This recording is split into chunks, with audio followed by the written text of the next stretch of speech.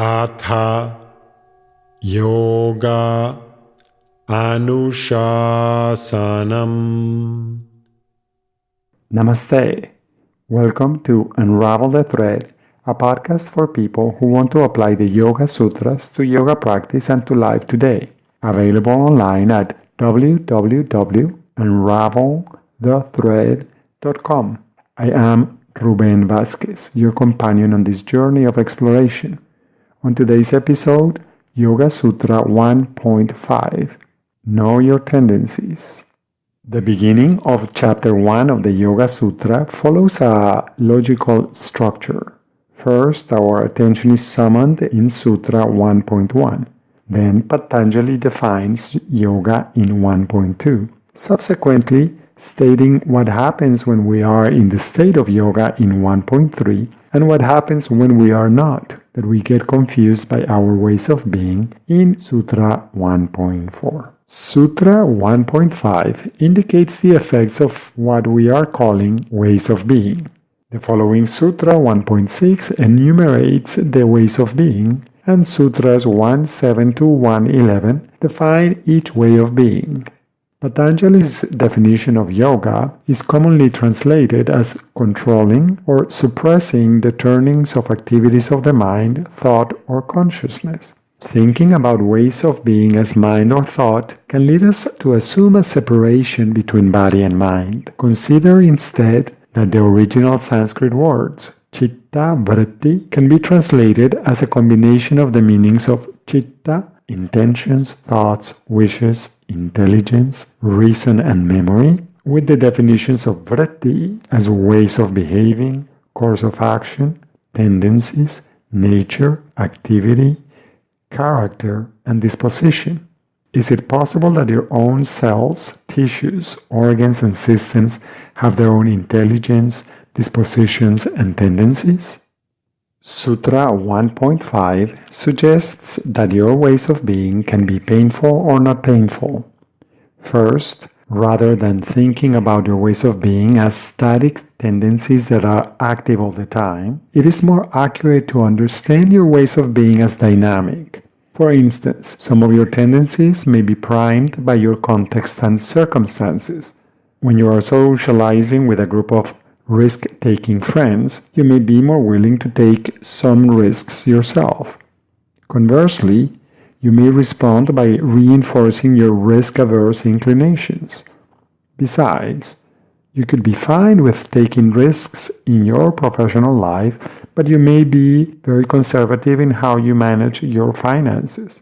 This variability of your ways of being may be a reason to focus on the effects of your ways of being to assess their utility. For example, on some occasions it is wise to remain silent so that you do not create confusion or offer unsolicited opinions that may bring up hostility or pain. Other times, it is important and necessary to express your perspective so that you act according to your conscience.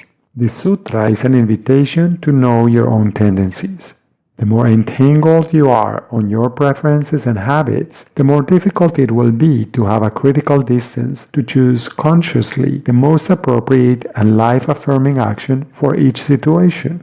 Attending to your inner state and noticing your reactions and responses to external events can reveal if some of your tendencies increase your levels of internal disharmony as pain, lethargy, or agitation. Conversely, you may find that some of your tendencies enhance your level of harmony, clarity, and effectiveness. As you explore your own tendencies and their effects, pay attention to levels of pain. Keep in mind that there is a clear difference between pain and bearable discomfort. Pain serves as a warning sign, alerting you to avoid the risk of injury. Bearable discomfort often indicates that you are reaching the boundaries of what is familiar to you. Here are some questions to guide your inquiry on the meaning and relevance of this sutra for you and your life. Am I aware of my tendencies? How do these tendencies manifest physically, mentally, and emotionally? Do my tendencies influence other tendencies? When you notice a tendency, you may ask, at this moment, Is this tendency my best friend or my worst enemy? What are the effects of my preferences on the quality of my life?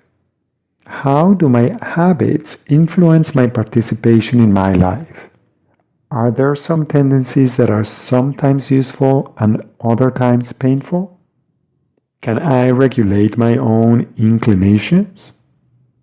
As usual, you can also chant this sutra to feel its vibrations directly in your whole being.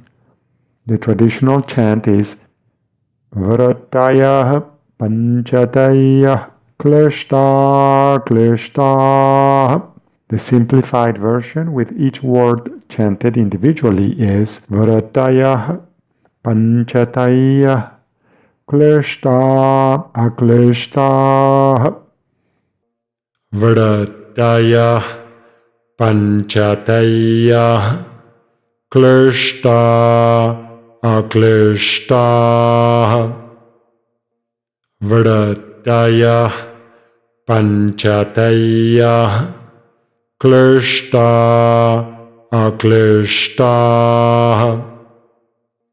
Vrataya Panchataya Klishta Aklishta. Vrataya Panchataya Klishta Aklishta. Vrataya Panchataya Klishta Aklishta. Vrataya Panchataya Klishta Aklishta. Vrataya Panchataya Klishta Aklishta. Vrataya Panchataya Klishta Aklishta.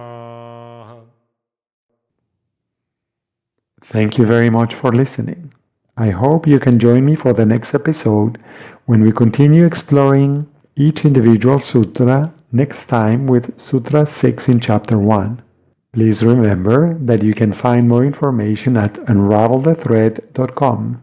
I would certainly appreciate it if you could share this podcast with other like-minded people. Thank you. Until next time, Namaste.